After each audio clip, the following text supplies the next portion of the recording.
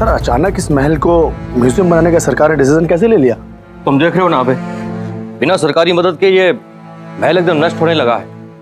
कोई इसकी तरफ ध्यान ही नहीं दे रहा है। हाँ सर, अगर ये महल म्यूजियम में तब्दील हो गया ना तो टूरिस्ट भी आएंगे और महल का रखरखाव भी हो जाएगा। हाँ, और उसके साथ साथ यहाँ रखे हुए एंटीक सामानों की निगरानी भी हो जाएगी। तुम्हें अंदाजा भी नहीं है कि इस महल में रखी हुई चीजें कितनी पुरानी और कितनी कीमती। देश विदेश के सब चोर निगाहें लगा के बैठे हैं। क्या महल में चोरी होने वाली है? अरे अबे जी, मैं तो मजाक कर रहा था। भला मेरे होते हुए ऐसा हो सकता है क्या? मैं तो आपको फायदे गिनवा रहा था, महल के म्यूजियम बनने के फायदे। वैसे ये महल राजा विक्रमादित्य ने बनवाया था ना 16वीं शताब्दी में? हाँ सर, लेकिन तब से कई बार रिनोवेट हो चुका है। अब कई राजा आए, उन्होंने इसमें बदलाव करवाए कि राजा विक्रमादित्य की बात ही कुछ और थी। यहाँ की प्रजा उन्हें बहुत मानती थी, उन पर जान निछावर करती थी। अब सर लेकिन क्यों ना हो, राजा विक्रमादित्य थे ही ऐसे, अपनी प्रजा को अपने परिवार का हिस्सा मानते थे सर। अच्छा जी, वेरी इंटरेस्टिंग।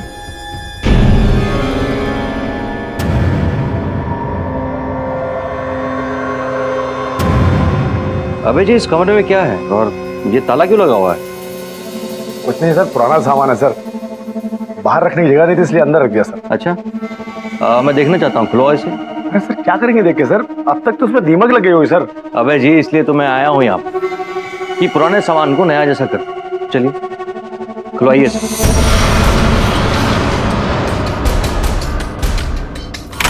आइए सर।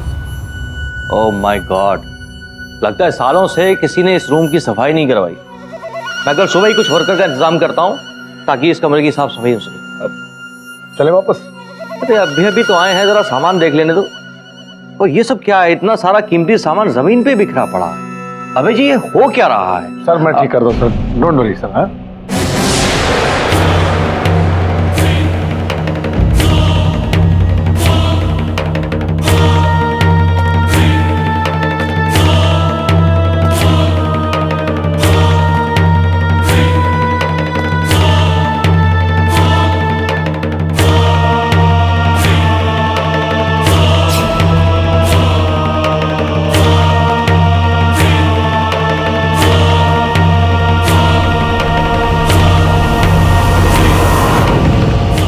सर, ये क्या करें सर?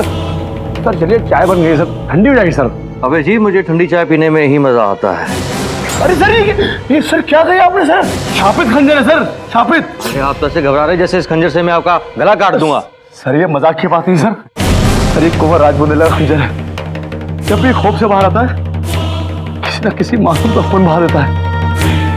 आपको मुझे सुबह यहाँ पे पूजा करवानी होगी, कहीं ये खंजर आपकी जिंदगी में तूफान ना मचा दे। शाप तूफान।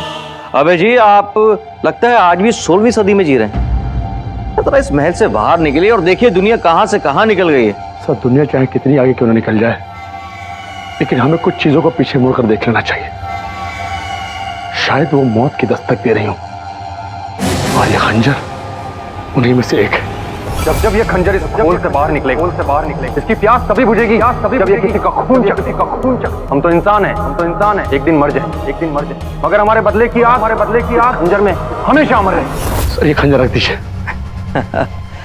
अबे जी, आपकी इस कहानी पे एक अच्छी खासी हॉरर फिल्म बन सकती है और उसका नाम होगा प्यासा खंजर। आप हंस रहे हैं सर? आप जानते नहीं कि इसका अंजाम क्या हो सकता है। मुझे कल सुबह पंडित जी को बुलवाकर यह पूजा करवानी होगी कि आपने इस खूनी खंजर को नींद से जगा दिया। इसे दोबारा सुलवाना पड़ेगा। हाँ ठीक है भाई, कल सुबह सुला दीजिएगा। अभी चलते हैं और भी बहुत कुछ देखें। चलिए आइए।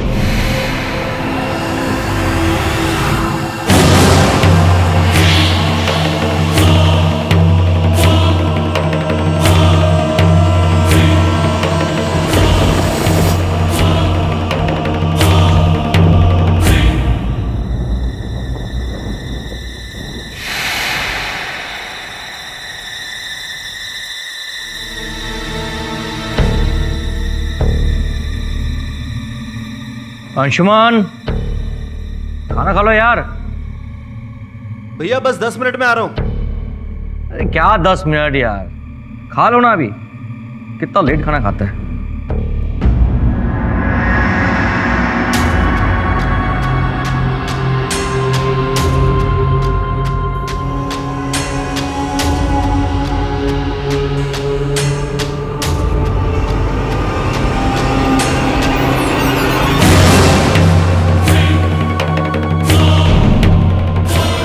अरे ये क्या, साकिब खंजर गायब।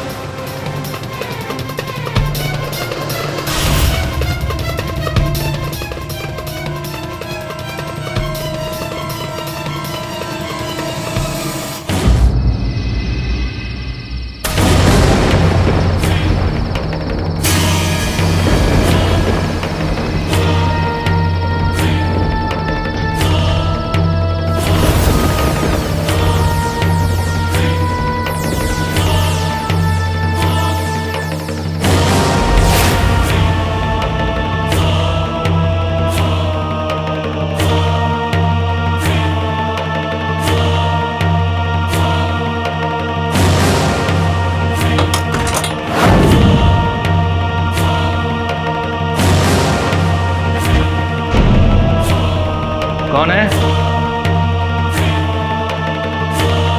कौन है वहां?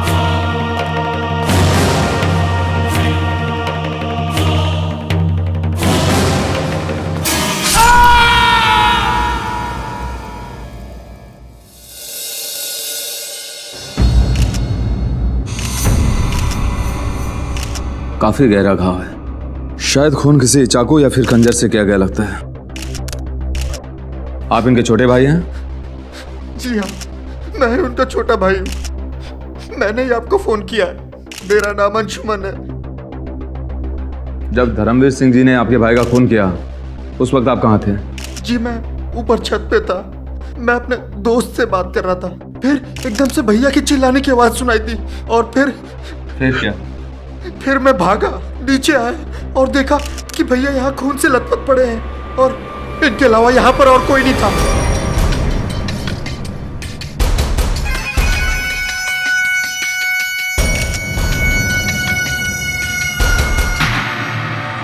किस हथियार से खून किया आपने? तलवार से या खंजर? सर पूरे घर की तलाशी ले ली, हर जगह, पर कहीं कोई हथियार नहीं मिला। धर्मवीर सिंह जी, आप होंगे राजघराने से, लेकिन इस वक्त आप केवल एक संदिग्ध हैं। बेहतर यही होगा कि हमारे सवालों का जवाब दें। हथियार कहाँ छुपाया आपने? तुम जब आए उस वक्त इनके हाथ में हथियार था? नहीं सर, इनके हाथ में हथियार नहीं था, लेकिन इनके हाथ खून से रंगे हुए थे सर। देखिए। घर से बाहर तो कोई निकला नहीं, तो हथियार इधर ही कहीं होगा। एक काम करो। जी सर। पूरे घर की फिर से तलाशी लो, कोना कोना छान मारो।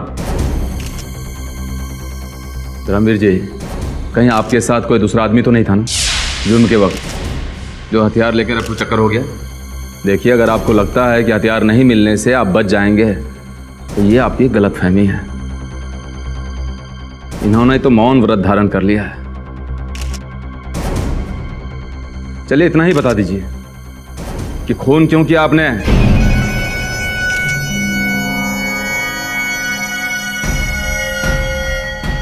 हम सिर्फ इतना जानते हैं इंस्पेक्टर कि यह खून हमने नहीं किया।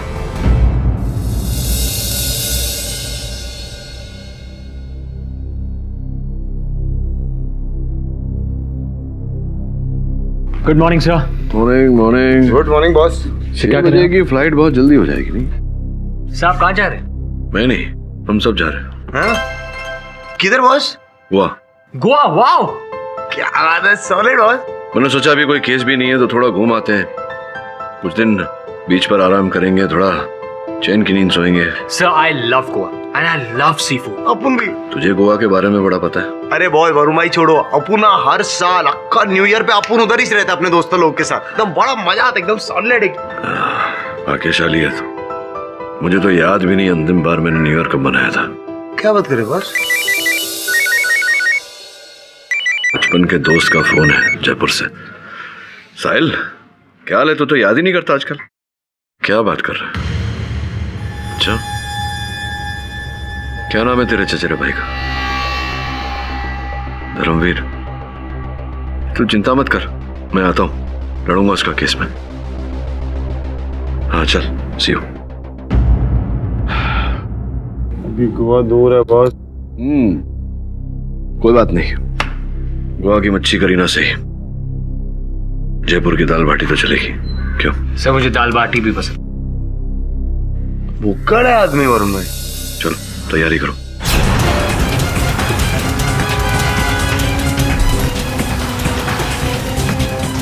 जी नहीं केडी साहब, ये खून मैंने नहीं किया है। मैं तो आयुष्मान जी के पास ये दरख्वास्त लेकर पहुंचा था कि हमारे बुजुर्गों के इस महल को आम लोगों की नुमाइश का अड्डा ना बनने दें। तो आप नहीं चाहते थे कि वहां म्यूजियम बने? हम क्या, हमारे खानदान में कोई भी राजा ये बात नहीं चाहेगा। ये बात सोचकर भी हमारे बुजुर्गों की रूह कांप जाती होगी कि उनकी बनाई हुई चीज पर, उनके बनाए हुए उन आलीशान महलों पर सरकार तिजारत करे, लोग वहां आए, एक नुमाइश का सा माहौल बना रहे। तो स्पष्ट है कि आयुष्मान ने आपके इस निवेदन को ठुकरा दिया होगा। मेरे लाख समझाने पर भी उनके कान पर जूं तक नहीं रेंगी। मैंने उन्हें यहां तक भी कहा कि ये महल हमारे जैसे राजाओं की कमाई का आखिरी जरिया है, लेकिन बात उनको तब भी समझ नहीं आई। इसी बात को लेकर आप दोनों के बीच में वाद विवाद हुआ होगा और फिर परिस्थिति हाथ से निकल गई होगी। केडी साहब, आप मेरा यकीन कीजिए, माहौल जरूर गरमाया था, लेकिन हम ये नहीं चाहते थे कि उनके साथ ऐसा हो। The court is called to order. Your honour, case आईने जैसा साफ है। इसमें दो राय है ही नहीं कि आयुष्मान खन्ना का कत्ल धर्मवीर सिंह बुंदेला ने ही किया। योर ऑनर, कुछ ऐसा प्रतीत हो रहा है कि राठौर साहब इन्हें वकालत से अधिक आपकी कुर्सी में रुचि है, तभी तो केस के आरंभ होने से पहले ही निर्णय सुना रहे हैं। मिस्टर राजवीर, खूनी कौन है और कौन नहीं, ये फैसला आप मुझ पर छोड़ दें तो बेहतर होगा। Please call your first witness. Sorry honour, परसों ठंडी आइसक्रीम हो गई, इसलिए। आइसक्रीम तो ठंडी ही होती है, मतलब मेरे सामान्य ज्ञान के अनुसार। जरा गर्म कीजिए, सुनवाई को, अपने गवाह को बुलाएं। मैं आयुष्मान खन्ना के छोटे भाई अंशुमन खन्ना को कटघरे में बुलाने की इजाजत चाहूंगा। इजाजत है। अंशुमन जी, 14 तारीख की रात को आयुष्मान खन्ना का कत्ल मिस्टर धर्मवीर सिंह ने किया तो। I object your honour. Oh, I am sorry, I will rephrase. Anshuman ji, 14 तारीख की रात को जब आपके भाई साहब का कत्ल हुआ तो आप कहाँ थे?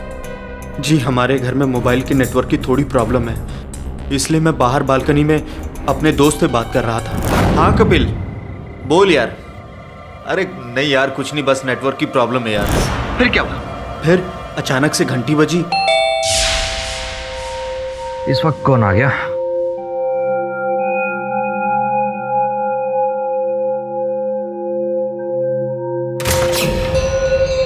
जी कहिए। बिना बताए आने के लिए माफी चाहता हूँ। इट्स ओके, आपकी तारीफ। हम धर्मवीर सिंह बुंदेला है। आपकी सरकार जिस महल को म्यूजियम में तब्दील करके उसे जनता की नुमाइश का अड्डा बनाना चाहती है, हम उसके मालिक हैं। ओह, आइए आइए, अंदर आइए, प्लीज कम।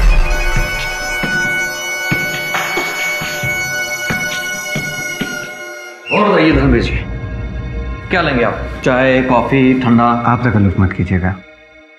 हम यहाँ अपने महल के बारे में आपसे कुछ गुफ्तगू करने के लिए आए हैं। बातों बातों में मैं अपने छोटे भाई से तो आपको मिलवाना ही भूल गया। यह है अंशुमन, मेरा छोटा भाई। हम आपसे अकेले में बात कर सकते हैं? धर्मवीर जी, ये मेरे जिगर का टुकड़ा है और हम दोनों एक दूसरे से कोई बात नहीं छुपाते। आप इसके सामने बात कर सकते हैं। इट्स ओके भैया, आप लोग कैरी ऑन कीजिए। वैसे भी मुझे कपिल से बात करनी है, तो मैं ऊपर जाके बात करता हूँ। ठीक है। हाँ कपिल, एक मिनट यार, नेटवर्क का ही बड़ा। हेलो, हाँ कपिल, बोल यार। मतलब कि इस तरह धर्मवीर जी ने आपको उस कमरे से बाहर भेज दिया ताकि वो अपने नापाक इरादों में कामयाब हो सके। हाँ? जब आप बैल्कनी में दोबारा गए फिर क्या? मुझे भैया और धर्मवीर के झगड़े की आवाजें सुनाई दे रही थी। वो दोनों चिल्ला चिल्ला कर बातें कर रहे थे। फिर एकदम से अचानक मुझे चीखने की आवाज सुनाई दी। मैं तुझे बाद में फोन करता हूँ।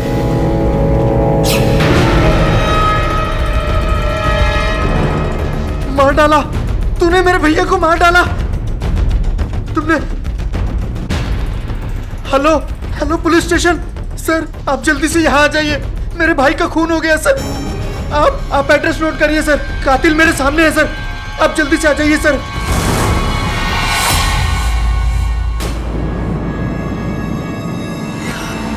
Point to be noted milord, जिस वक्त आयुष्मान खन्ना का कत्ल हुआ उस वक्त कमरे में सिर्फ और सिर्फ धर्मवीर सिंह बुंदेला ही थे। मैटर इज एब्सोल्युटली क्लियर कि कातिल मिस्टर बुंदेला ही है। अरे राठौर साहब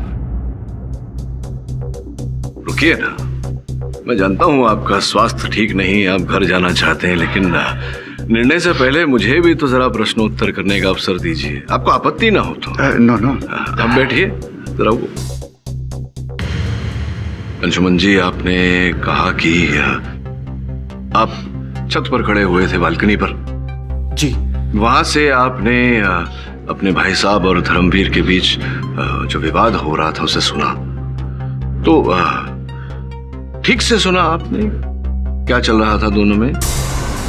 जी कुछ कुछ नहीं, देखिए ये कुछ कुछ जो शब्द है वो कुछ कुछ होता है जैसे चलचित्रों के शीर्षक में ही अच्छा लगता है।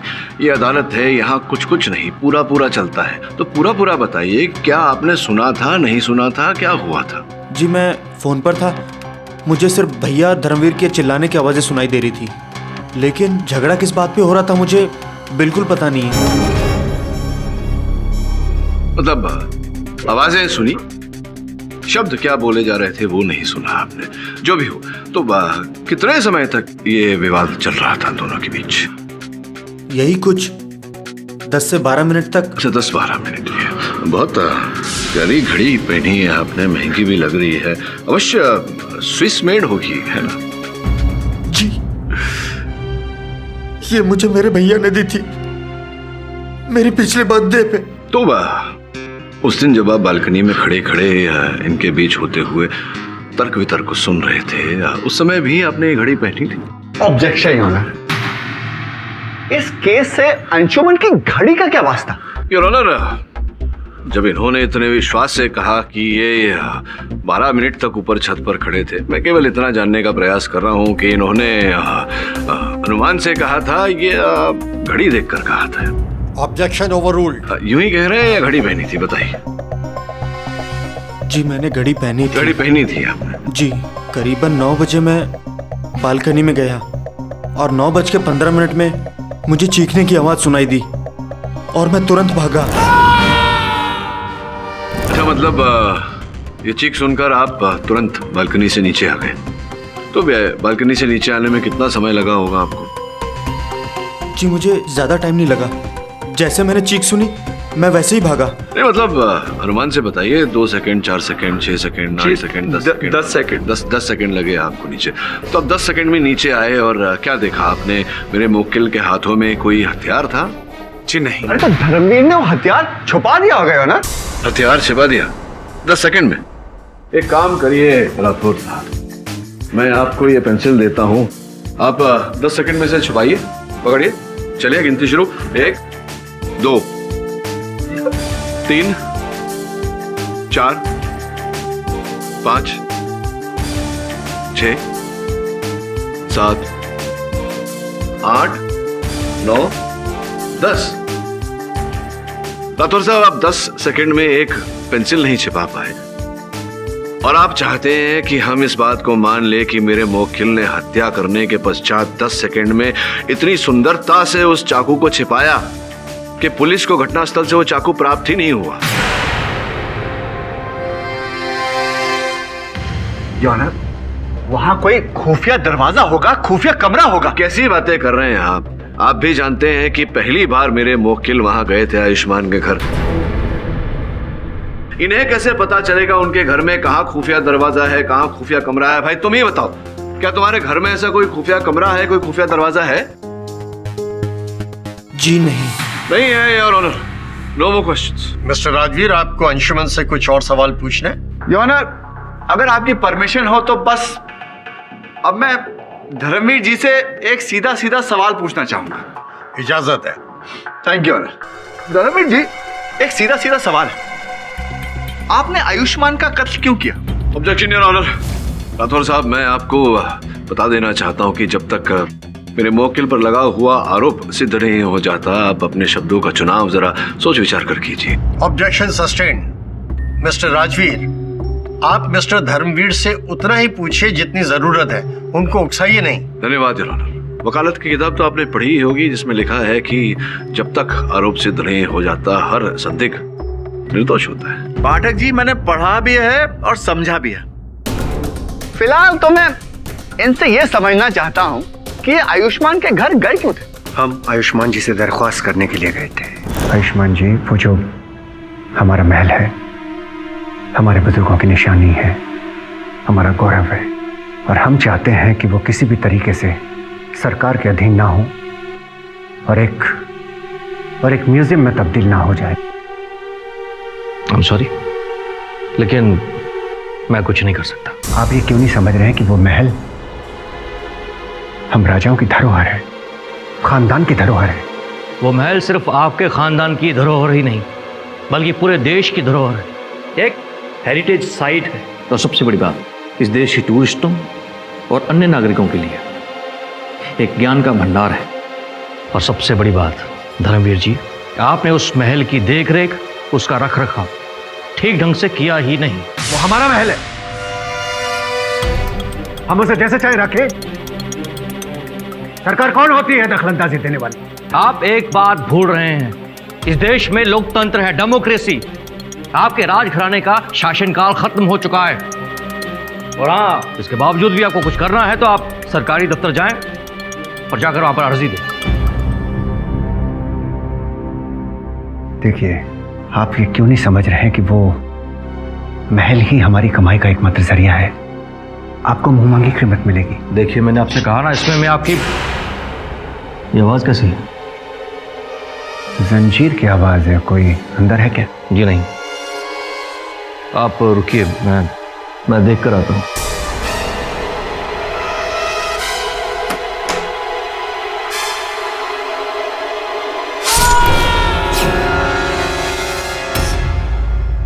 तो आप ये कहना चाहते हैं कि उस घर में आप तीनों के अलावा एक चौथा व्यक्ति भी था, जो कि कमरे में अंदर छुपा हुआ था? हाँ।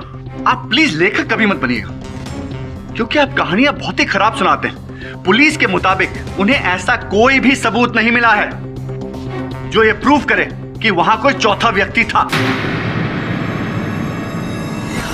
और एक ही दरवाजा था। तो आप किस बना पर कह सकते हैं कि खूनी कोई और था?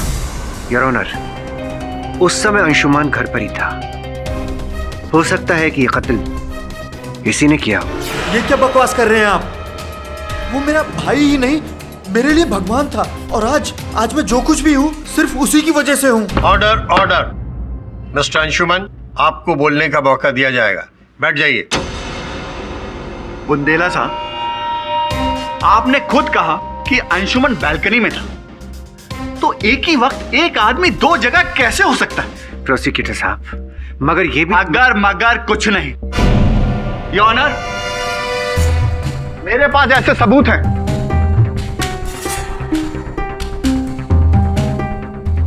ये अंशुमन के फोन रिकॉर्ड्स हैं, जो कि कहते हैं कि जिस वक्त आयुष्मान का मर्डर हुआ, वो फोन पर था।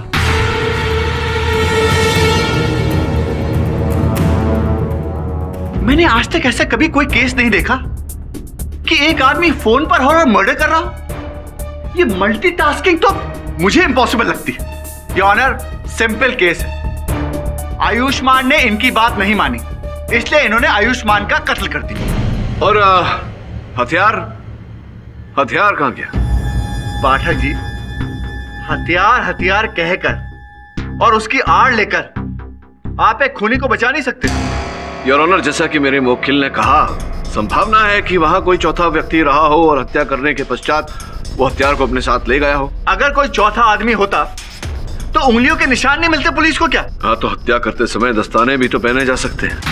योर ऑनर, पाठक साहब सिर्फ अंदाजा लगा रहे हैं। इनके पास कोई फैक्ट्स नहीं है, लेकिन मेरे पास फैक्ट्स हैं यह साबित करने के लिए कि आयुष्मान खन्ना के मर्डर के लिए एक ही आदमी के पास मोटिव था, और वो आदमी है मिस्टर बुंदेला। अपना महल बचाने के लिए इन्होंने हाथ पैर मारे, हाई कोर्ट तक गए, और यही बात साबित करने के लिए मैं चीफ आर्कियोलॉजिस्ट डॉक्टर व्यास को बुलवाना चाहूंगा। इजाजत है। शेखर जी, आप मिस्टर धर्मवीर को कब से जानते हैं? यही कोई पिछले 2 साल से, जब मैं अपने आर्कियोलॉजी डिपार्टमेंट की तरफ से इनके महल में कुछ रिसर्च के लिए गया था। जब मैं खुदाई कर रहा था, उस खुदाई के दौरान एक पुराना मंदिर मिला। तो आपका रिश्ता उनसे हलो हाय वाला है या कुछ दोस्ती खास है? देखिए, अब वक्त गुजरते गुजरते हम दोनों में अच्छी खासी दोस्ती हो गई। अच्छी खासी दोस्ती मतलब आपने एक दूसरे के सुख दुख भी बांटे होंगे? जी बिल्कुल, जाहिर सी बात है।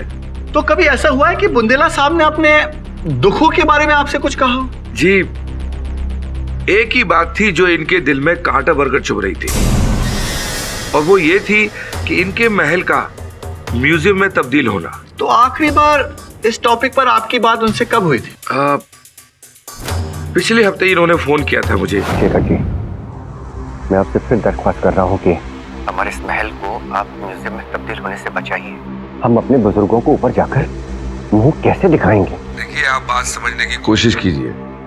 मैं इस मामले में आपकी कोई मदद नहीं कर सकता। शेखर जी, ये महल तो हम बचा ही लेंगे, चाहे इसके लिए हमें साम दाम दंड भेद में से कोई भी नीति क्यों ना अपनानी पड़े, हम अपनाएंगे। मैं आपका दर्द समझ सकता हूँ, लेकिन क्या? पैसे चाहिए? हम पैसा पानी की तरह से बहा देंगे। आपको जिसका मुंह बंद करना है नोटों से, उसका कीजिए शेखर जी, और किसी तरह से इस प्रपोजल को कैंसिल करवाइए। अब बहुत देर हो चुकी है, अब कुछ नहीं हो सकता। मैं आपको दिखाऊंगा कि क्या हो सकता है। दुनिया तमाशा देखेगी। भाई साहब, इस महल को बचाने के लिए हमारे बुजुर्गों ने अपने प्राणों की आहुति दी है, और इसको बचाने के लिए हम भी अपना लहू देंगे। मरेंगे या मार डालेंगे। योर ऑनर, सुना आपने? मारेंगे या मर जाएंगे, यही सोच है इस आदमी की, और इसने यही किया। आयुष्मान खन्ना को मार डाला। योर ऑनर, हम मानते हैं कि हमने ऐसा कहा था। गुस्से में इंसान कुछ भी बोल देता है, लेकिन इसका मतलब ये नहीं है कि वो उस पर अमल भी करे। यानी कि आपको आपके गुस्से पर काबू नहीं है, और इसी गुस्से की वजह से आपने एक मर्डर भी कर दिया। अगर हमें गुस्से पर काबू नहीं होता तो आप यहाँ इतनी बदतमीजी करने के बाद भी सही सलामत नहीं खड़े रहते। धमकी? तो मिस्टर अभय, कहीं आप भी हमें मिस्टर धर्मवीर वाली डरावनी कहानियां तो नहीं सुनाएंगे? जज साहब, ये कहानी नहीं सच है। जो भी आदमी उस खंजर को खोल से निकालता है, उसकी मौत निश्चित है।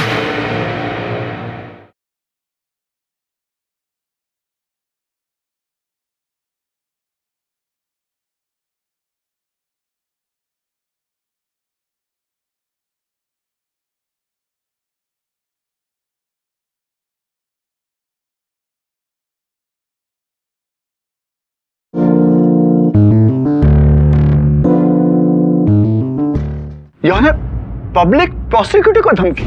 योनर, ये आदमी बहुत ही खतरनाक है। अगर इसे बाहर छोड़ा गया तो अपने महल को खोने के गम में ना जाने कितने लोगों को मार डाले। I object your honour. Rathore साहब मेरे मुवक्किल पर बिना किसी कारण व्यक्तिगत आरोप लगा रहे हैं। मैं आग्रह करूंगा अदालत से इन्हें चेतावनी दी जाए। Objection sustained. मिस्टर राजवीर, आप मिस्टर धर्मवीर से उतना ही पूछिए जितनी जरूरत है, उनको उकसाइए नहीं। अब मैं आपसे पॉइंट टू पॉइंट सवाल करूंगा और आप उसका पॉइंट टू पॉइंट जवाब देंगे। अगर वहां चौथा शख्स था तो वो बाहर कैसे आया? क्योंकि उस घर में एक ही दरवाजा था, उस हॉल में जहां आप खड़े हुए। हमें नहीं पता धर्मवीर साहब, हमें नहीं पता से काम नहीं चलेगा। ये मर्डर केस है। अगर आपने अपना बचाव ठीक से नहीं किया तो फांसी हो सकती है आपको। योर ऑनर, हम सिर्फ इतना जानते हैं कि हम निर्दोष हैं। इस खून से हमारा कोई वास्ता नहीं है। लेकिन ये बात अगर सच है कि उस जगह पे कोई चौथा आदमी मौजूद नहीं था, तो ये खून उसी शापित खंजर ने किया है।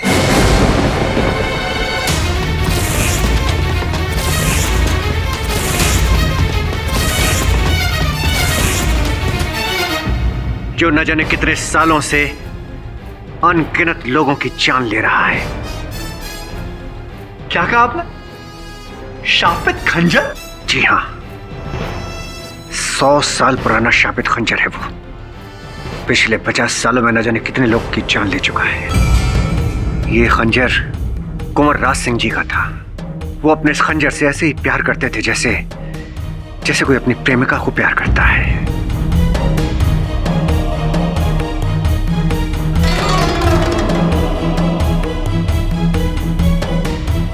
दिन रात उसी खंजर को देखते रहते थे।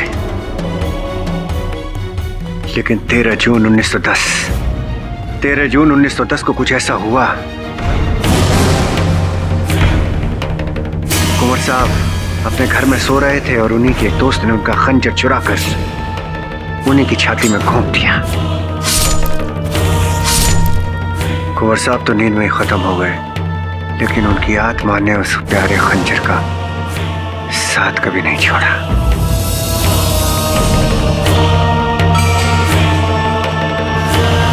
आज भी कुंवर साहब की आत्मा उस खंजर से जुड़ी है।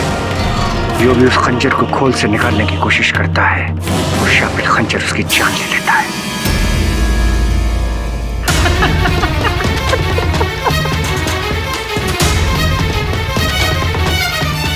यार, दिस इज वेरी फनी। बचाव के लिए इनके पास और कोई स्टोरी नहीं बची तो भूत प्रेत की कहानी सुनाने लगे। ये कहानी नहीं, हकीकत है प्रोसिक्यूटर साहब। अगर आपको हमारी बात पे यकीन नहीं है तो आप ये बात अभय से पूछ सकते हैं।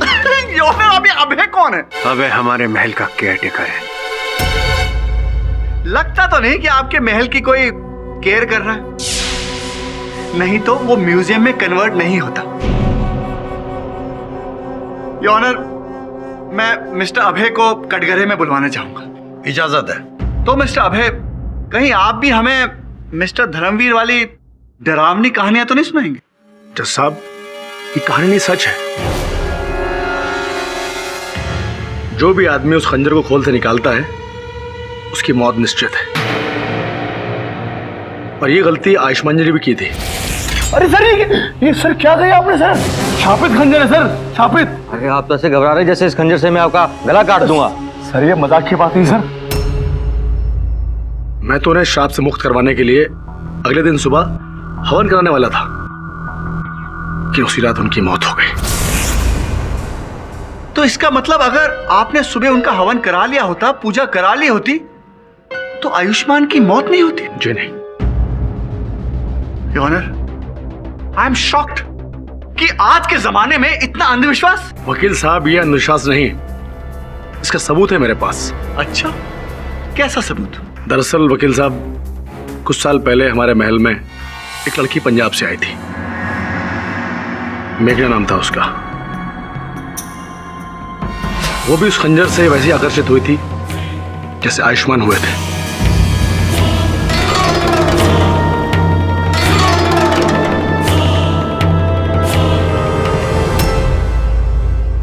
और जज साहब, उस केस में कोई भी हथियार नहीं मिला था। अभय जी, आप ये कह रहे हैं कि आपका खूनी खंजर आपके महल से पंजाब गया, वहां उस लड़की का खून किया और वापस आपके महल में आ गया। और ये बात आप चाहते हैं कि हम यकीन करें? देखिए वकील साहब, आप मेरी बात पर यकीन करें ना करें, जो मैंने देखा है, सुना है, मैं वही आपको बता रहा हूँ। यही बात महल के कई लोगों ने भी देखी और सुनी है। योर ऑनर, मिस्टर अभय ये बेतुकी बातें करके अदालत का वक्त बर्बाद कर रहे हैं। मैं रिक्वेस्ट करूंगा कि मैं अपना दूसरा गवाह बुलाऊं। एक मिनट रुकिए जरा। आपको आपत्ति ना हो तो एक आध प्रश्न मैं भी पूछ लेता हूँ। लगता है आपको डरावनी कहानियों में दिलचस्पी है। दो चार आप भी सुन लीजिए। राठौर साहब, क्या कहानी है और क्या वास्तविकता, ये निर्णय न्यायाधीश महोदय को करने दीजिए। अभय जी, जिस समय आयुष्मान जी की हत्या, अगले दिन मैं स्टोर रूम पे ये देखने के लिए गया ये खंजर वहां पर है कि नहीं? खंजर वहीं पे था।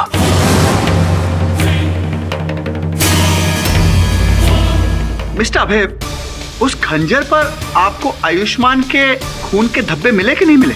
जी, निशान बिल्कुल नहीं थे। वेरी इंटरेस्टिंग योर ऑनर, इनका ऑटोमेटिक खूनी खंजर खून करता है, वापस महल में आता है और अपने आप को धो धा के सेटल हो जाता है। काश ऐसा खंजर मेरे पास होता, मैं उस पर बैठता और उड़कर स्विट्जरलैंड चला जाता। नाक बह रहा है आपका, स्विट्जरलैंड जाएंगे तो कुल्फी जम जाएगी नाक में। एनीवे, तो पाठक साहब, इस कहानी के बारे में आपके क्या विचार हैं? खूनी खंजर, इन सब चीजों में आप बिलीव करते हैं? योर ऑनर, मैं जानता हूं कि ऐसे अंधविश्वास में मानना ये वैज्ञानिक भी है और उचित त्रुटि भी नहीं, किंतु योर ऑनर संभावना तो है कि कोई चौथा उस कक्ष में रहा हो जिसने उसी खंजर का उपयोग किया हो हत्या करने के लिए।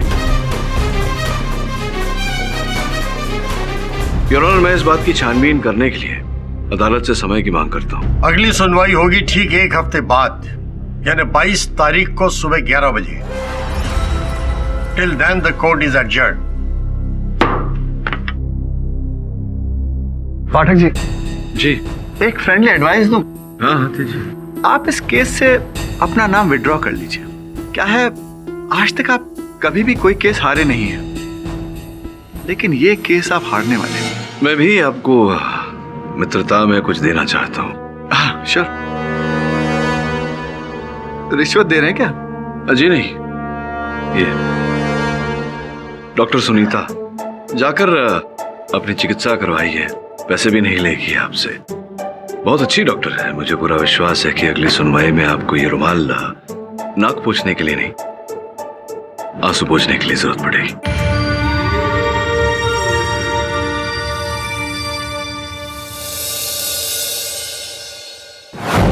कम इन। डॉक्टर वशिष्ठ।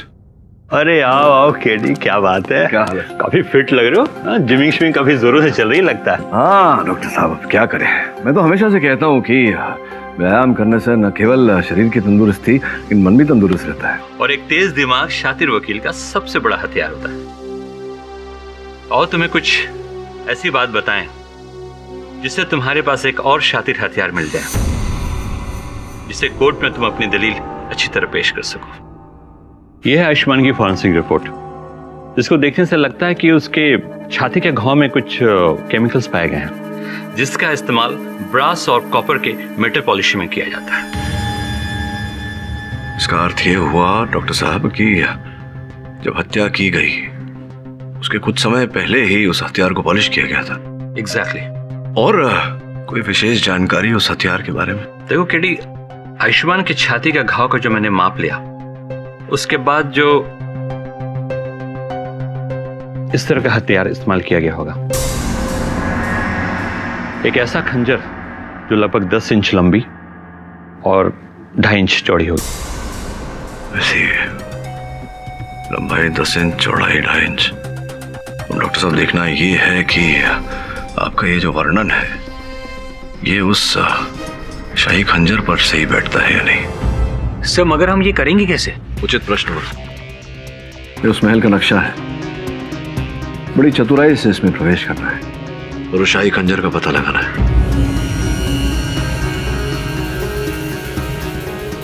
सर, एक आइडिया है। बोल।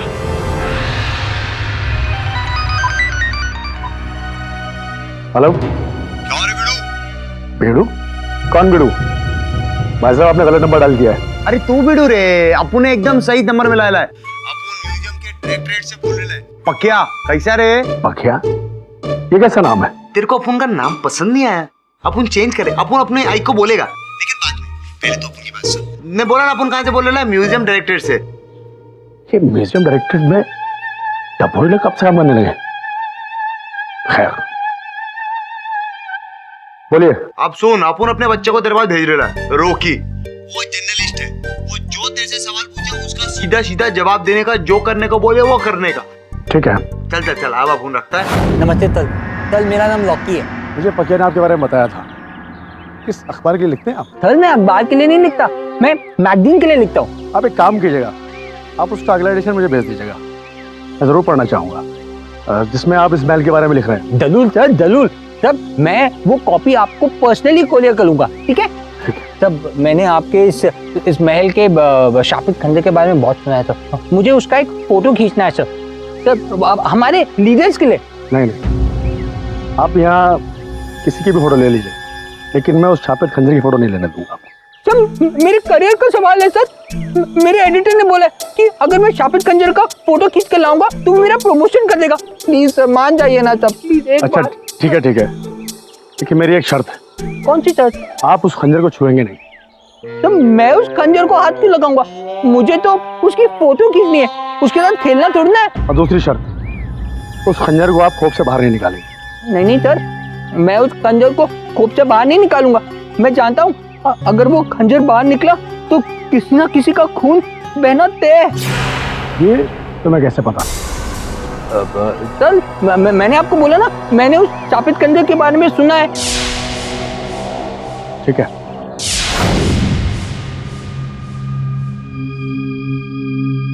लो फोटो खींच लो। हाँ? शापित खंजर, तो थैंक यू वेरी मच। तो मैं 1 मिनट में उसकी फोटो खींच लेता तो थैंक यू सो मच। तो बस तो कैमरा में लेंस लगाने में तो 2 मिनट लगेगा। तो मैं पहली बार शापित खंजर को देख रहा हूँ सर।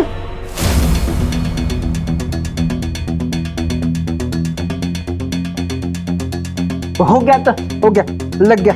जल्दी खींचो भाई। बस तो मैं 2 मिनट में फोटो खींच लेता हूँ सर। ये फोन बिना कभी भी आ जाता है। सुनो, तो जल्दी फोटो खींचो, मैं भी आ रहा हूँ। और हाँ, तो छूना मत। सर मैं बिल्कुल नहीं दूंगा, तो मैं बिल्कुल नहीं दूंगा सर।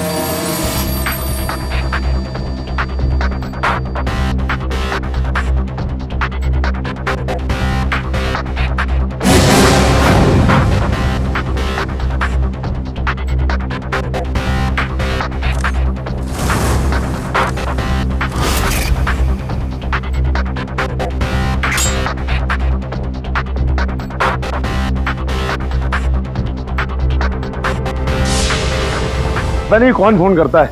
रॉन्ग नंबर डायल करता है। सर लॉन्ग नंबर था सर। मेरे को भी बहुत सारे लॉन्ग नंबर आते, खासतौर पे लड़कियों की। फोटो खींच ली? फोटोग्राफ खींच ली तो thank you very much sir, thank you very much. तो भाई आर्टिकल सक्सेस की बुलंदी तक लेके जाए। Thank you sir, thank you sir, thank you very.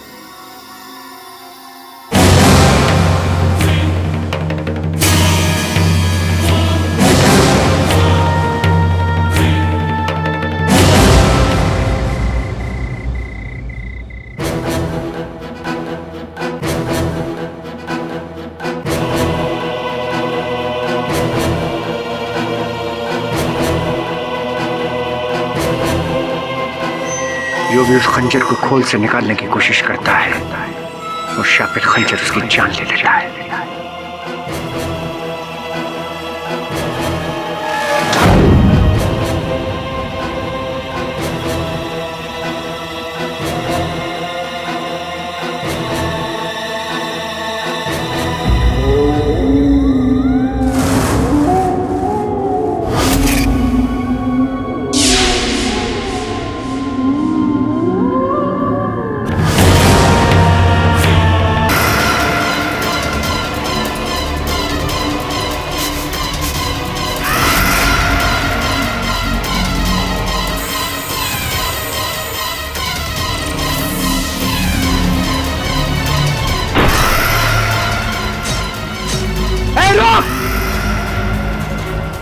रुक जा।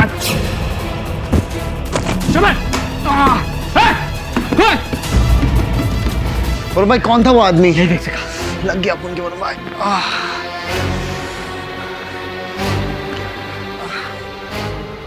इसका अंदाज तो वही हुआ।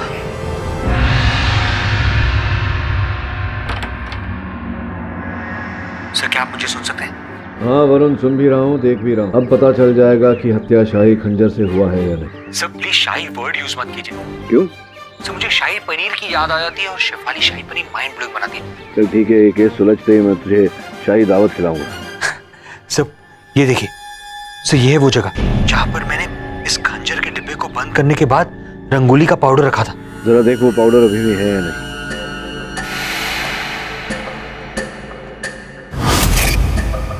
हाँ सर, अभी है। इसका अर्थ ये होता है कि वो डब्बा खुला नहीं, ना ही खंजर बाहर निकला। सर, इसका मतलब ये हुआ कि खून शाही खंजर से नहीं, किसी और खंजर से हुआ है। हाँ, इस समय लगता तो ऐसा ही है, लेकिन हमें चांस नहीं लेना चाहिए। ये भी संभव है कि हत्यारे ने खंजर निकाला और बाद में अंदर रखने के बाद में फिर रंगोली वैसे ही लगा दी। लेकिन सर, इस बात को हम कंफर्म कैसे करेंगे? एक ही तरीका है, वो फोरेंसिक डॉक्टर की रिपोर्ट।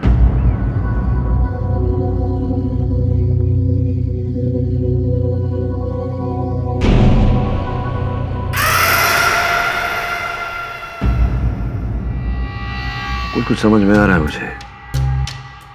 ये हत्याएं बहुत ही सोची विचारी षड्यंत्र के तहत की गई। साहब को पता चला कि खून शाही खंजर से हो रहे हैं या फिर किसी और से। तूने वो पिक्चर देखी, सीता और गीता? ऑफ कोर्स सर, देखिए। और वो दूसरी वाली राम और श्याम? नहीं सर, राम और श्याम नहीं थी। आपको नहीं देखी बॉस? सॉलिड पिक्चर एकदम। चालबाज देखी तूने? चालबाज सर मैंने देखी। देखी बॉस, केस को साइड में रख के आपके क्या फिल्मों की बातें कर रहे हो बॉस? बात तो सुन। इन तीनों फिल्मों में एक बात विशेष क्या है बताओ? Sir double role. राइट, जुड़वा वाला खेल। बॉस, इस केस में डबल रोल किसका है? शाही खंजर का। समझ लो कि जिस हथियार से हत्या की गई है वही शाही खंजर का प्रतिबिंब है। वही लंबाई, वही चौड़ाई। सर डबल रोल मूवीज में भाइयों में, बहनों में अब कुछ ना कुछ छोटा मोटा डिफरेंस जरूर होता है। इसका मतलब यह है कि खंजरों में भी कुछ ना कुछ डिफरेंस है। यह है आयुष्मान की फॉरेंसिक रिपोर्ट, जिसको देखने से लगता है कि उसके छाती के घाव में कुछ केमिकल्स पाए गए हैं, जिसका इस्तेमाल ब्रास और कॉपर के मेटल पॉलिशिंग में किया जाता है। अंतर है दोनों में। शाही खंजर वहां बड़े बड़े जंग खा रहा है और जिस हथियार से हत्या की गई वो पॉलिश की गई थी। अगर शाही खंजर से हत्या की गई होती तो अंशुमन के देह में, उसके मृत शरीर में जंग के अंश पाए जाते, लेकिन नहीं। उसके मृत शरीर में फोरेंसिक्स को वो रसायन प्राप्त हुआ है जिससे वो जुड़वा खंजर पॉलिश किया गया था। समझ में आ रही तुझे बात? सर इसका मतलब ये हुआ कि जब शाही खंजर के डुप्लीकेट से खून हो रहा था तो उसी वक्त किसी ने महल से शाही खंजर को गायब कर दिया। समझ गया तू तो। इसी प्रकार से रचा गया है ये अंधविश्वास का खेल। इस केस में दो मुजरिम हैं, एक जो खून कर रहा है और दूसरा वो जो खून होते वक्त शाही खंजर को गायब कर देता है। सर मेरा शक तो अभय पर है, और कोई हो ही नहीं सकता जो शाही खंजर तक पहुंच सके। ना ना ना ना वरुण भाई ना। अरे वो चोमू जैसा बहुत भोला आदमी है, अपन को बहुत डिसेंट आदमी लगता है। क्यों बॉस? अरे बॉस, अपन को क्या लगता है मालूम? अपन को लगता है जरूर कोई और है जिसको मालूम है कि उसके ऊपर तो कोई शक करेगा ही नहीं। कि जैसे कुछ काम खराब हुआ इल्जाम किस पे आएगा? अबे पे, उसी ने पंगा लिया है बॉस। जो कोई भी है अब अधिक समय तक बचेगा नहीं। क्या है कि जब कोई पहेली उलझ जाती है उसे सुलझाने के लिए फिर वहीं चले जाना चाहिए जहां से पहेली शुरू हुई थी, अभय का घर।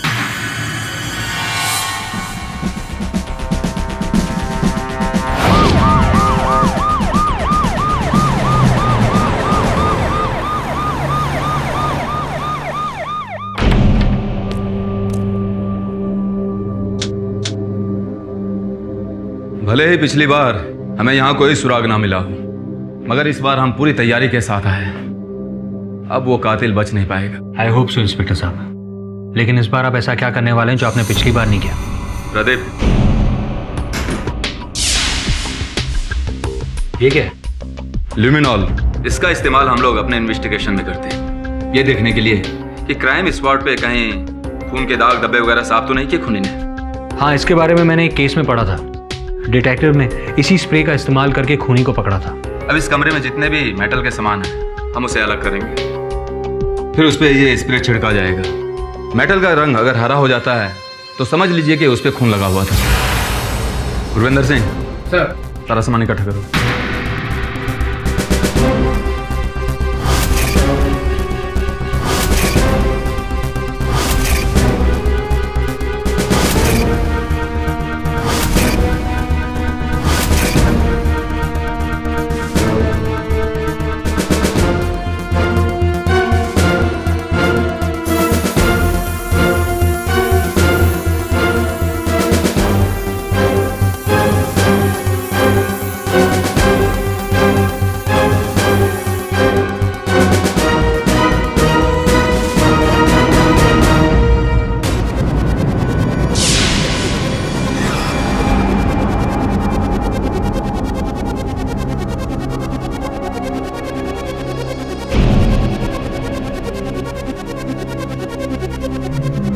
इसका मतलब यह है कि इन दोनों चीजों पर लगा खून कातिल ने साफ किया था। जी हाँ, इस पेंटिंग पे और इस डब्बे के हैंडल पे उड़कर आया होगा आयुष्मान जी का खून। आई होप कि आप लोगों को इस केस में कुछ तो मदद मिलेगी। I hope so. लेकिन मुझे एक बात समझ में नहीं आ रही है कि कातिल को इतने कम टाइम में इतना सब करने का वक्त कैसे मिला। उसने हथियार गायब किया, खून के छींटे साफ किए और आप लोगों के आने से पहले यहां से फरार भी हो गया। How is it possible? कहीं धर्मवीर जी का दावा सही तो नहीं है? हो सकता है आयुष्मान जी के भाई अंशुमन ने ही। योर ऑनर, उस समय अंशुमान घर पर ही था। हो सकता है कि ये कत्ल इसी ने किया हो। ये क्या बकवास कर रहे हैं आप? देखिए सर, मैं पहले से ही बहुत परेशान हूं। मैं अपने भाई के खून के सदमे से निकल नहीं पाया हूं और आप मुझे और परेशान कर रहे हैं। देखिए, आपको दुख देने की मंशा नहीं थी मेरी। मैं केवल आपके भाई के हत्यारे को पकड़वाना चाहता हूं, उसे दंड दिलवाना चाहता हूं। अगर आपके मन को ठेस पहुंची हुई मेरी बातों से तो क्षमा चाहता हूं। मैं चलता हूं। चलो sir, I am sorry sir, मैं भावनाओं में कुछ ज्यादा ही बह गया था। कोई बात नहीं, किसी अपने को इस प्रकार से खो देने का दर्द मैं समझता हूं। आप पूछिए सर, आपको जो भी पूछना है। जब तक मैं अपने भाई के कातिल को फांसी के फंदे पर नहीं पहुंचाता, मैं चैन की सांस नहीं लूंगा। पुलिस के अनुसार हत्यास्थल पर, उस कमरे में, उस कक्ष में खून के छींटे पाए गए थे। जी सर। इतना तो स्पष्ट है कि हत्या वहीं हुई थी। प्रश्न ये उठता है कि हत्यारा अचानक गया कैसे। मेरा अनुमान है कि वो घर को छोड़कर बाहर तो नहीं गया होगा, घर के अंदर ही कहीं छिपा होगा। सर, खूनी यहाँ कैसे छिप सकता है? संभव तो है, अगर घर के सामान में, जैसे कि अलमारी इत्यादि में जगह हो, तो किसी का छुपना संभव है। सामान में सर? लेकिन सामान में कोई कैसे छिप सकता है सर? छिपना कठिन भी नहीं है। घर के सामान में ये जो संदूक है, इसमें बड़ा सरल है किसी के लिए छिपना। ये बताइए कि घर का सामान तो बहुत पुराना है, तो सर जैसे होता है मरम्मत के लिए हम सामान भेजते हैं, घर का सामान बाहर गया था कहीं? पिछले ही हफ्ते ये पॉलिश के लिए गया था। कहाँ भेजा था? राज फर्नीचर, उसके यहाँ ही गया था। Raj furniture?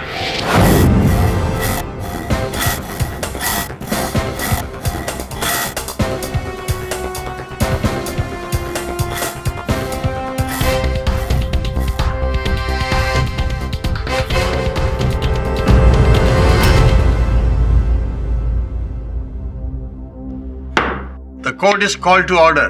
Case number 1405 B, Dharamvir Singh versus Anshuman Khanna, hearing 2। अदालत की कार्रवाई शुरू की जाए। क्या हुआ, जुकाम नहीं ठीक हुआ आपका?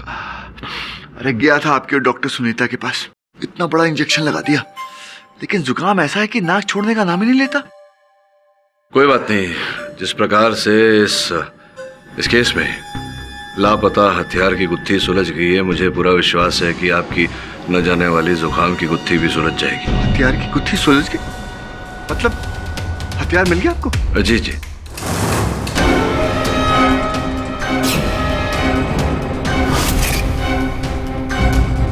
तो दिखाइए, कहाँ है? योर ऑनर, आपकी अनुमति हो तो। इजाजत है।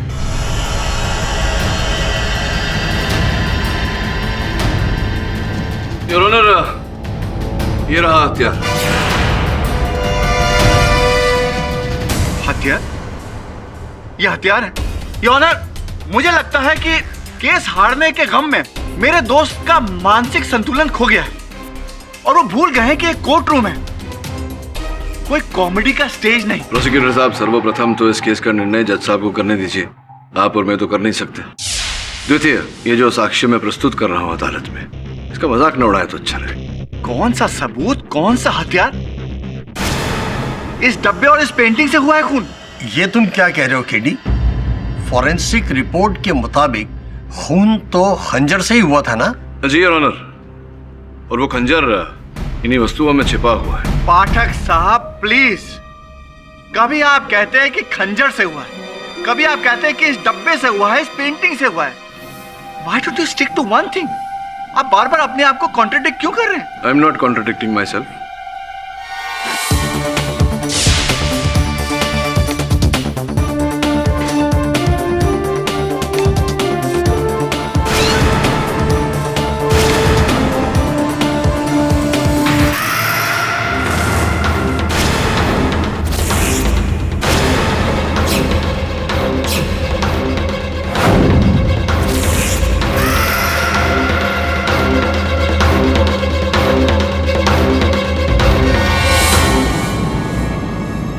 योर ऑनर, इसी प्रकार से हत्यारे ने उस कक्ष में पड़े हुए इन वस्तुओं से इस खंजर का इजाद किया।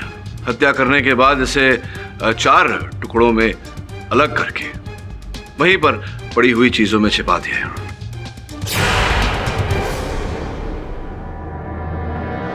योर ऑनर, ऐसा तो वही व्यक्ति कर सकता है जिसे आयुष्मान जी के कक्ष में रखी हुई वस्तुओं का ज्ञान हो। और जहां तक हमें पता है, मेरे मुवक्किल तो वहां प्रथम बार गए थे, इन्हें उस घर का कोई ज्ञान नहीं था। इसका अर्थ ये होता है कि ये दोषी नहीं है। ऑब्जेक्शन। पाठक जी मुझे कब से ताने मार मार कर ये कह रहे थे कि मैं जज बनने की कोशिश ना करूं। आप ये खुद ही जजमेंट दे रहे हैं कि धर्मवीर जी बेगुनाह है। Objection sustain. मिस्टर पाठक, मान लिया कि खूनी ने हथियार इसी ढंग से छुपाया था जिस तरह से आप बता रहे हैं, पर इसके बावजूद अहम सवाल अभी भी वहीं का वहीं खड़ा है। घर में उस वक्त मिस्टर धर्मवीर सिंह बुंदेला के अलावा था ही कौन? कोई तो था योर ऑनर, और जिस चतुराई से उसने हथियार को छिपाया है, स्वयं को भी छिपाया था। इंस्पेक्टर साहब, आपको धर्मवीर जी क्या पार्ट्स में मिले थे? मतलब पैर गार्डन में और अलमारी में सर और नाक फ्रिज में? I object your honour. मेरे मुवक्किल पर इस प्रकार से कटाक्ष कसने का इन्हें कोई अधिकार नहीं। Objection sustain. और हाँ, प्रश्न असल हत्यारे के छिपने का योर ऑनर, तो इस प्रश्न का उत्तर तब मिल जाएगा जब अदालत ये जान जाएगी कि वो शाही खंजर कौन वहां से ओझल करता है। आपका मतलब है शाही खंजर को किसी ने गायब किया? जी योर ऑनर, हर हत्या के पहले कोई उस खंजर को वहां से उठाता है और हत्या होने के बाद वहां रख देता है। इसका अर्थ यह होता है योर ऑनर कि हत्या उस शाही खंजर से नहीं हुआ। शाही खंजर का उपयोग किया जा रहा है हम सब लोगों को रास्ता भटकाने के लिए। व्हाट? ये फाइनल, ये भाई बंधु कहां से आ गए? हवेली में ये छुपा छुपी का गेम चल रहा है क्या? मेरी रिक्वेस्ट है कि ऐसी बेतुकी बातों पर गौर ना किया जाए। अथवा साहब, धीरज रखिए, संयम बनाए रखिए। इन दो बातों का फल बहुत मीठा होता है, व्यक्ति को सज्जन बना देता है। संभवतः आपको भी। शांत रहिए, शांत रहिए। योर ऑनर, मैं निवेदन करता हूं आपसे कि आदेश दें कि शाही खंजर को अदालत में मंगवाया जाए। अभी तो आपने कहा कि खून शाही खंजर से नहीं हुआ, तो फिर शाही खंजर को यहाँ बुलवाने का क्या तुक? ये भी तो कहा मैंने राठौर साहब के उस शाही खंजर का उपयोग किया गया है हमारा रास्ता भटकाने के लिए। अब योर ऑनर, शाही खंजर यहाँ आएगा, किस प्रकार से उसका उपयोग किया गया है ये तो वही बताएगा। ठीक है, उस खंजर को तुरंत अदालत में मंगवाने का इंतजाम किया जाए। नहीं जज साहब, ऐसी गलती मत कीजिएगा। आयुष्मान जी की तो मौत हो चुकी है। अगर इस खंजर को नींद से जगाया गया तो अनर्थ हो जाएगा। ये आपकी भी जान ले सकता है। Order, order. मिस्टर अभय, आप इस समय कोर्ट में बैठे हैं। Mind your words. अदालत में इस तरह के अंधविश्वासों के लिए कोई जगह नहीं है। जब तक खंजर अदालत में आता है तब तक अदालत लंच ब्रेक के लिए स्थगित की जाती है। दोबारा 3 बजे हम यहां पुनः एकत्रित होंगे। गौतम जी, कुछ मीठा है? मीठा? Chocolate, toffee? नहीं, कुछ नहीं। राठौर साहब, ये लीजिए, मेरी फेवरेट चॉकलेट। No thanks. अरे ले लीजिए, लड़ाई तो केवल अदालत तक ही सीमित है तो आप मेरे मित्र। थैंक।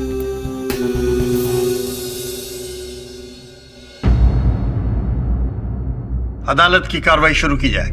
योर ऑनर, मैं शाही खंजर अदालत में मंगवाने की अनुमति चाहता हूँ। अनुमति है।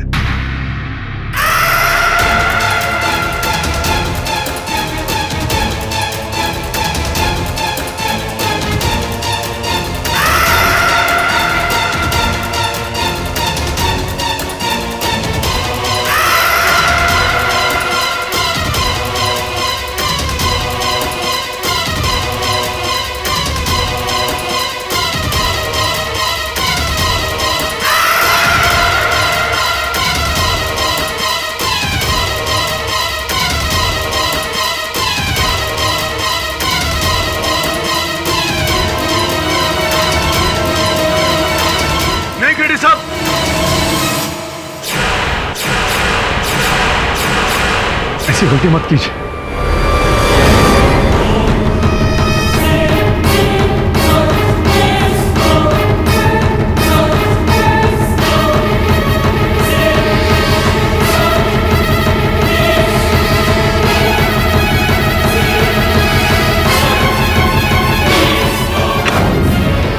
अब बताइए, मेरे जीवन में शेष कितना समय बचा है? केडी साहब, मेघना और आयुष्मान की मौत 24 घंटे में हो गई थी, पर अब क्या होगा मुझे पता नहीं।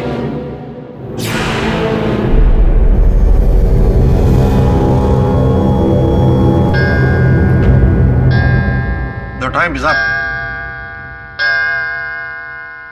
The court is adjourned for the day.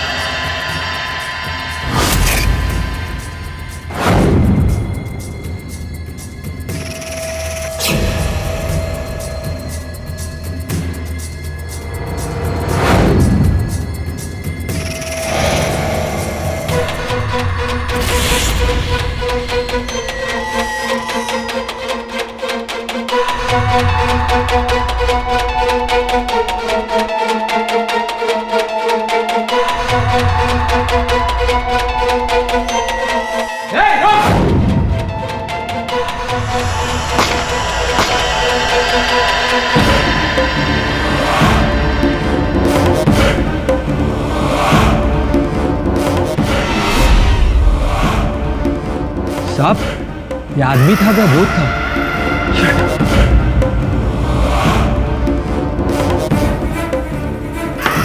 The court is called to order. Your honour, 24 घंटे बीत चुके हैं और सौभाग्य से मैं अभी स्वस्थ हूँ, किंतु इन 24 घंटों में किसी ने उस खंजर को चुराने का प्रयास किया था।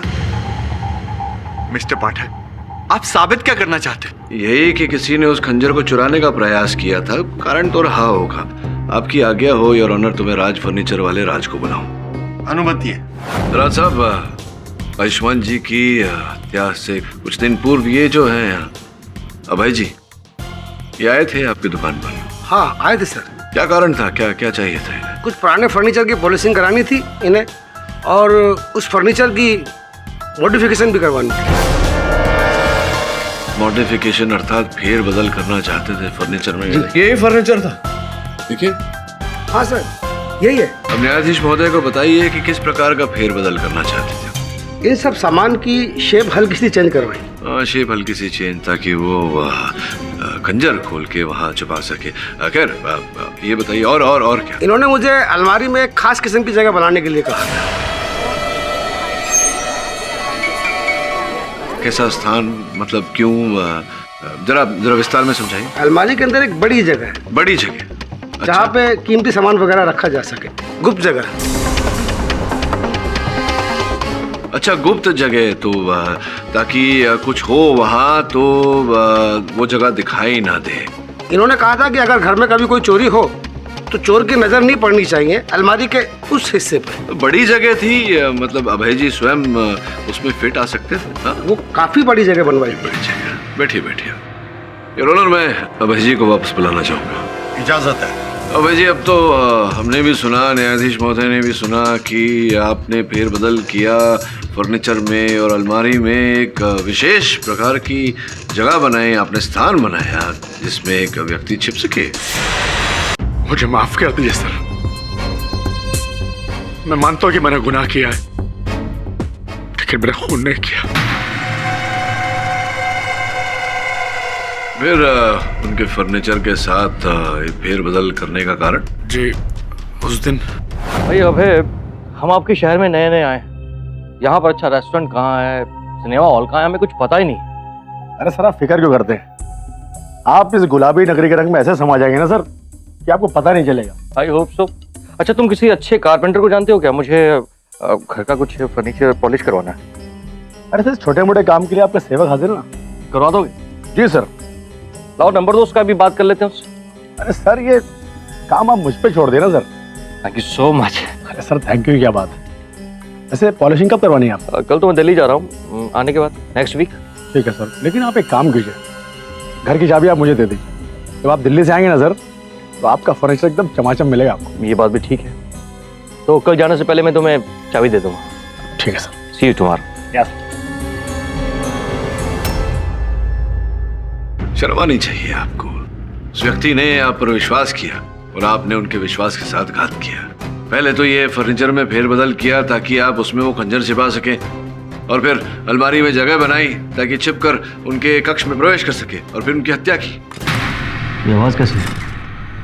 जंजीर की आवाज है। कोई अंदर है क्या? जी नहीं, मैं देख कर आता हूँ।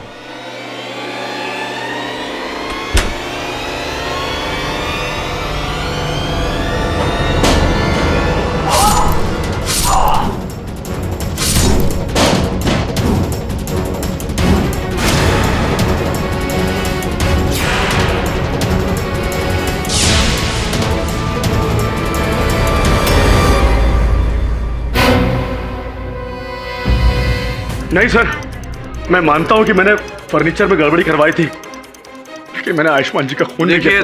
देखिए अभय जी, अब झूठ बोलने का कोई लाभ नहीं है। सारे पत्ते आपके खुल चुके हैं। नहीं जज साहब, मेरा यकीन कीजिए, मैंने खून नहीं किया। सच तो ये है कि आप ही ने ये मनगढ़ंत कहानी बनाई थी इस शापित खंजर की,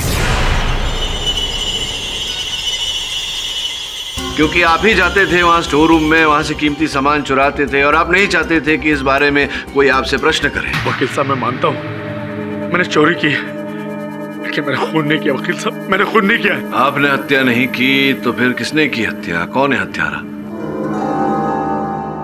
अरे बोलिए, कौन है हत्यारा?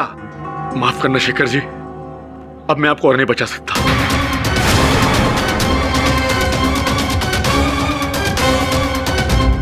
जो मैंने चोरी की वो शेखर साहब के कहने पे की, मैंने अपने मतलब के लिए नहीं किया। फर्नीचर में गड़बड़ी की वो भी इनके कहने पे की। वकील साहब, ये क्या कह रहे हो अबे? अपने बाप का बोझ मेरे सर पर क्यों डाल रहे हो? आइए, आपके पाप का बोझ जरा हल्का कर देता हूं। शेखर जी, चीफ आर्कियोलॉजिस्ट और धर्मवीर जी के घनिष्ठ मित्र, अपने मित्र को बचाने के लिए आप अपना अपराध नहीं मानेंगे, जुर्म कबूल नहीं करेंगे? मैंने कोई गुनाह नहीं किया। ये अभय झूठ बोल रहा है। नहीं वकील साहब, मैं झूठ नहीं बोल रहा हूं। इस गद्दारी के लिए शेखर साहब मुझे अच्छी कीमत दे चुके हैं। चाहे तो आप मेरा बैंक अकाउंट चेक कर सकते हैं। ये मेरे अकाउंट में हर महीने 50,000 रुपए जमा करवाते थे। 50,000 रुपए माहवारी? अर्थात आपसे भी ले रहे थे माहवारी, और वहाँ पैलेस से भी? जज साहब, ये झूठ बोल रहा है। इसने खुद मुझसे 50,000 रुपए उधार मांगे थे, ये कहकर कि ये वापस लौटा देगा। इसे किसी जरूरी काम के लिए चाहिए थे। उधार लिए थे? जी। उधार लिए थे आपने? कितने महीनों से मिल रहे थे पैसे? जी, पिछले 6 महीने से। 6 महीनों से? 6 महीनों से आप 50,000? ये तो सोचने वाली बात है योर ऑनर कि अगर कोई व्यक्ति किसी से उधार मांगता है तो एक बार मांगेगा, 2 बार मांगेगा, किंतु आप तो 6 महीने से लगातार 50,000 रुपए दिए जा रहे हैं। अवश्य कोई विशेष काम रहा होगा।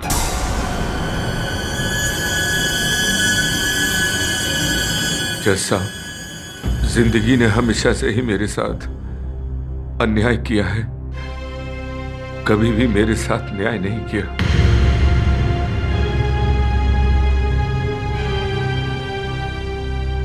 जब मैं स्कूल में पढ़ता था तो मेरे पिताजी के पास स्कूल की फीस भरने के पैसे भी नहीं होते थे। मैंने स्कॉलरशिप लेकर किसी तरह स्कूल की पढ़ाई पूरी की। सुबह अखबार बेचता था और दोपहर में कॉलेज जाता था। जब मुझे पहली नौकरी मिली तो मैंने सोचा कि शायद मेरे भी सुनहरे दिन आएंगे, मेरी जिंदगी भी खुशियों से भर जाएगी। मुझे बहुत अच्छा लगा था जैसा, लेकिन मुझे क्या पता था कि तकदीर ने मेरी किस्मत में सिर्फ और सिर्फ अंधेरे लिखे हैं।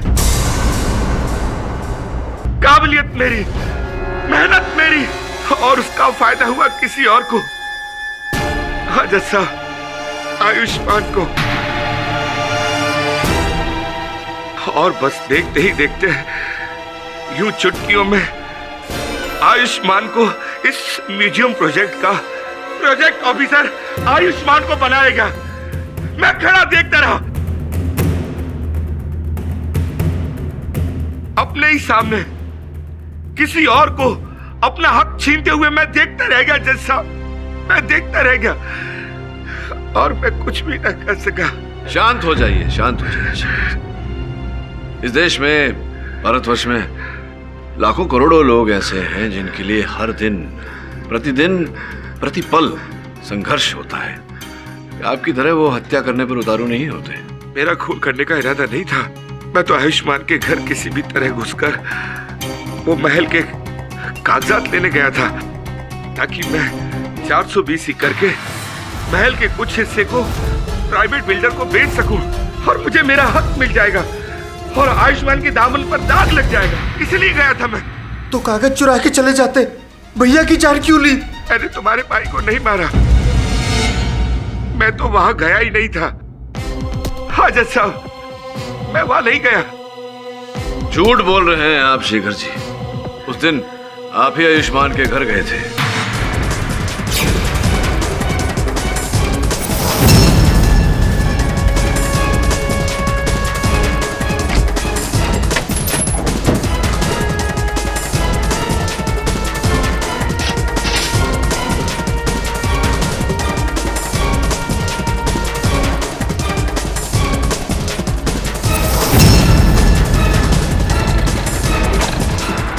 आप ये क्यों नहीं समझ रहे हैं कि वो महल ही हमारी कमाई का एकमात्र जरिया है? देखिए, मैंने आपसे कहा ना, इसमें मैं आपकी ये आवाज कैसी है?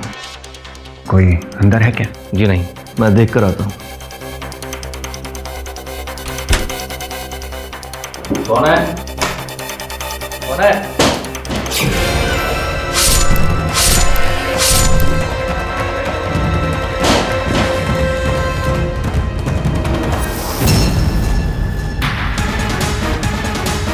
नहीं, ये झूठ है जज साहब। मैं उस दिन आयुष्मान के घर नहीं गया। मेरे साले की तबीयत अचानक खराब हो गई थी, मैं उसे लेकर हॉस्पिटल गया था। अच्छा, कौन से अस्पताल? Good health hospital. आप चाहें तो डॉक्टर से पूछ सकते हैं, मैं सारी रात वहीं पर था। ये भी तो हो सकता है कि आपने डॉक्टर को भी रुपए दिए हो झूठ बोलने के लिए, आपके पक्ष में गवाही देने के लिए। नहीं नहीं, ऐसा बिल्कुल भी नहीं है। आप चाहें तो वो हॉस्पिटल की सीसीटीवी फुटेज मंगा के देख सकते हैं। मैं सारी रात वहीं था। चलिए, सीसीटीवी कैमरा का फुटेज भी मंगा लेंगे। ये मान लेते हैं एक क्षण के लिए कि आप सच बोल रहे हैं, तो अब आपके अतिरिक्त तो एक ही व्यक्ति जानता था उस अलमारी के अंदर जो जगह, जो स्थान बनाई गई थी किसी के छिपने के लिए, वो अभय जी। देखिए शेखर जी, ये बहुत गलत बात है। आप खुद को बचाने के लिए मेरी बलि दे रहे हैं। कैसी बलि? किसकी बलि? अरे तुम अदालत को साफ साफ बता क्यों नहीं देते कि मैं वहां नहीं था? आप आए थे उस दिन और अलमारी में आपके बैठने से अलमारी इतनी भारी हो गई थी कि मुझे कई मजदूर बनाने पड़े थे। अब है, तुम झूठ मत बोलो। मैंने तुम्हें उस दिन फोन भी किया था ये बताने के लिए कि मैं नहीं आ सकता। प्लान कैंसिल हो चुका है। मुझे यहाँ पर कोई भी फोन नहीं आया था। केडी साहब, आप चाहे तो मेरे कॉल रिकॉर्ड चेक करा सकते हैं। हाँ, क्योंकि मैंने तुम्हें फोन किया था, तुम्हारा फोन बार बार नॉट रीचेबल आ रहा था। तो इसमें मैं क्या कर सकता हूँ? मेरी क्या गलती है जज साहब? लेकिन मैं आपको अलमारी में बैठाकर आयुष्मान जी घर पे ले गया था और आप छीके भी थे। छीके थे क्या? जी हाँ, और मैंने आपको मना भी किया था कि आप आवाज मत कीजिए, नहीं तो मुसीबत आ जाएगी। जब मैं अलमारी में बैठा ही नहीं तो ये इल्जाम कैसे लगा सकते हैं? मेरी बात का यकीन कीजिए, मैं सारी रात वहीं था। आप चाहें तो वहां का रिकॉर्ड देख सकते हैं। दूध का दूध, पानी का पानी हो जाएगा। अभय जी, आपने इन्हें वहां अलमारी के अंदर घुसते हुए देखा था? जी नहीं सर, एक्चुअली हमारा ये प्लान था कि मैं शेखर जी की गली में टेम्पो रुकवाऊंगा।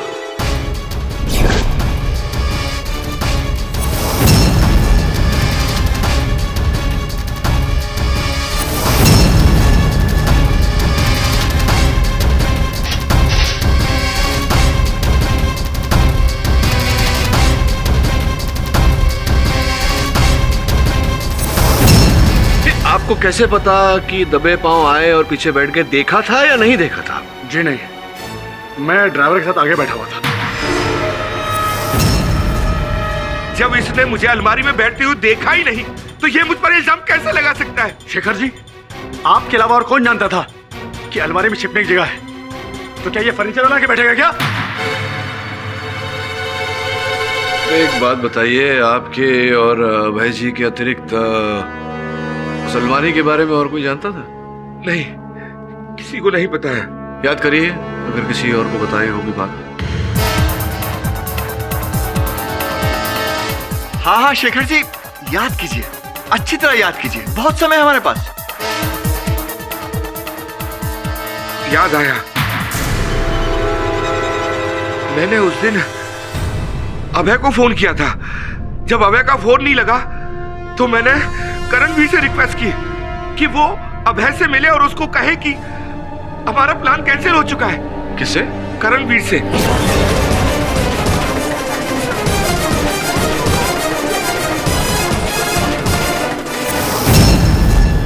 मैं सोच ही रहा था करणवीर साहब के आपका नंबर कब आया।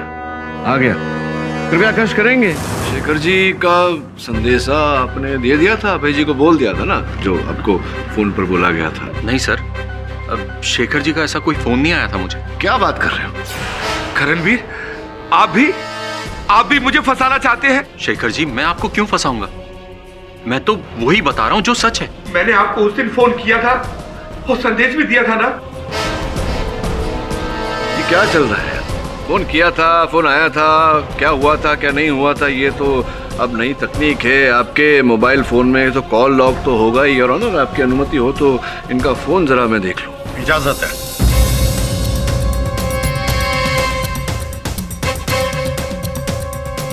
हाँ, ये देखिए, ये आप ही का नंबर है? जी।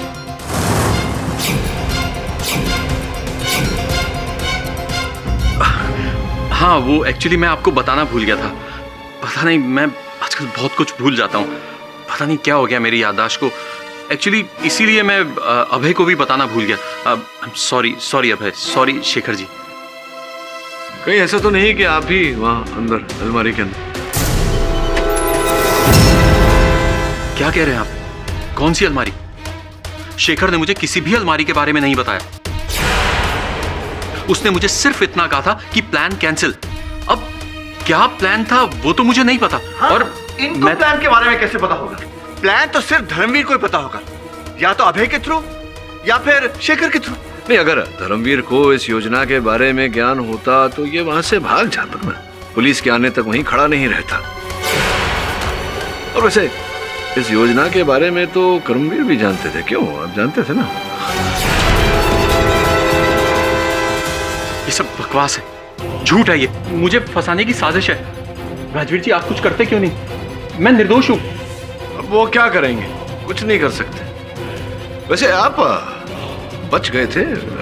उस दिन आपका जीवन बच गया था जब पुलिस ने गोली चलाई थी। पुलिस की गोलियां?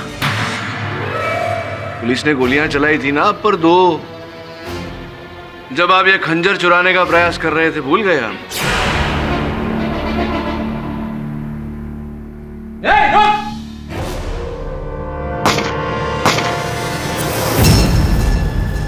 मैं करूंगा चोरी, और वो भी पुलिस स्टेशन से। सर, मुझे किसी पागल कुत्ते ने नहीं काटा। नहीं, पागल कुत्ते ने नहीं काटा है आपको। आप बड़े चतुर हैं। आप सबको ये आभास देने का प्रयास कर रहे थे कि कोई चुड़ैल है, कोई भूत प्रेत है जो खंजर चुराने का प्रयास कर रहा है। तो हो सकता है ये काम किसी भूत प्रेत या आत्मा ने किया। कैसे हो सकता है? क्योंकि भूत प्रेत इत्यादि तो बुलेट प्रूफ जैकेट तो पहनते नहीं। Bullet proof jacket? जी, इन्होंने पहना था जब पुलिस ने इन पर गोली चलाई थी। नहीं जज साहब, ये बिल्कुल झूठ है। मेरे पास कोई भी बुलेट प्रूफ जैकेट है ही नहीं। हाँ, नहीं है आपके पास, मतलब था। अब वो जैकेट हमारे पास। योर ऑनर, इनके बारे में मैं अदालत को कुछ बताना चाहूंगा।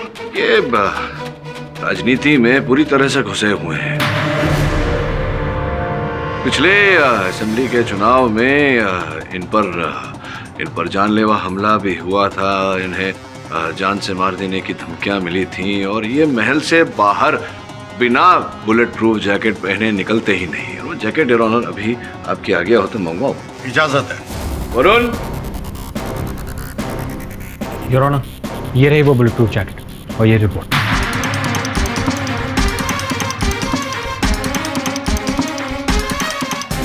योर ऑनर, इस रिपोर्ट के अनुसार इनके बुलेट प्रूफ जैकेट में 2 स्लग्स पाए गए हैं 0.4 कैलिबर के। और इस रिपोर्ट से स्पष्ट होता है कि पुलिस ने इन पर इसी कैलिबर की 2 गोलियां चलाई थी।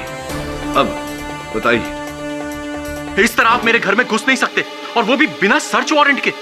मैं आपके ऊपर केस कर दूंगा केटी पाठक साहब। पुलिस ने जो गोली चलाई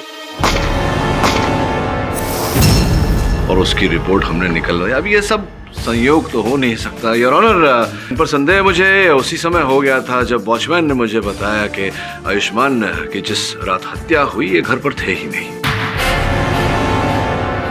मुंह खोलिए, बोलने का समय आ गया है। हाँ, ये सच है कि आयुष्मान को मैं नहीं मारा।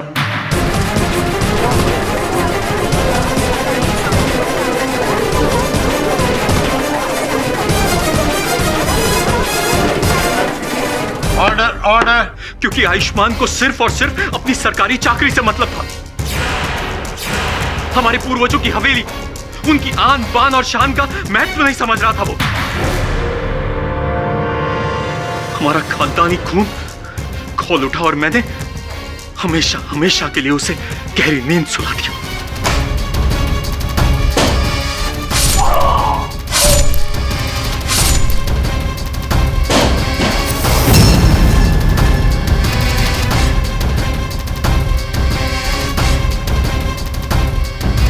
और वो शाही खंजर, उसे कैसे गायब करते थे? वो खंजर कभी अपनी जगह से हिला ही नहीं था। वो तो केवल आंखों का धोखा था।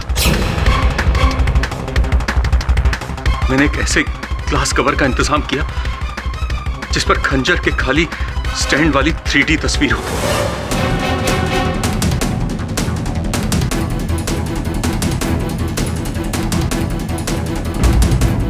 जब भी हम उस खंजर के खाली ग्लास कवर को स्टैंड के ऊपर रखते तो सामने वाले को ऐसा लगता कि खंजर गायब हो चुका है।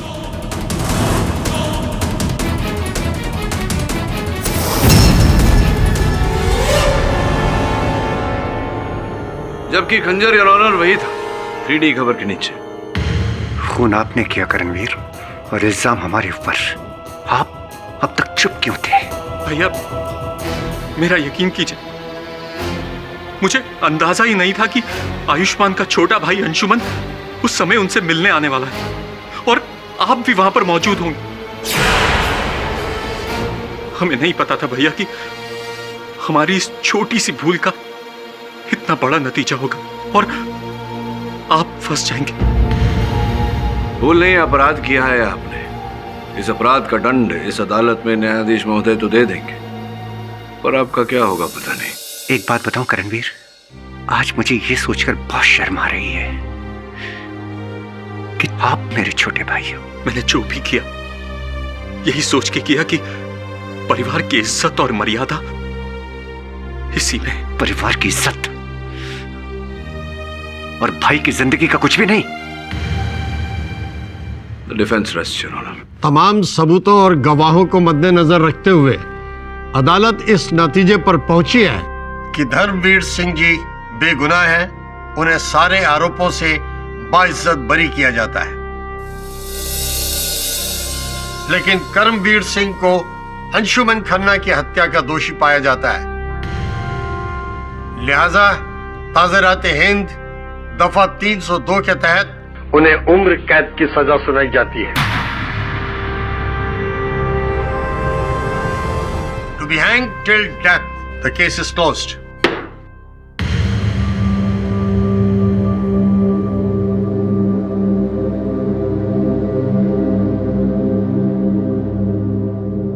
राठौर साहब आज्ञा दीजिए। वाह पाठक साहब, ये गुत्थी भी आपने सुलझा दी। अब अगली पहल? अब क्या पहल राठौर साहब, थक गया हूँ। सोच रहा हूँ गोवा जाके छोटी सी कुटिया ले लूं, ब्याह कर लूं, बच्चे बच्चे कर लूं। वैसे आपका तो जुकाम ठीक हो गया? अरे हाँ, क्या बात है। और भी दिलचस्प कहानी देखने के लिए हमारे चैनल को सब्सक्राइब करें और बेल आइकॉन दबाना न भूलें।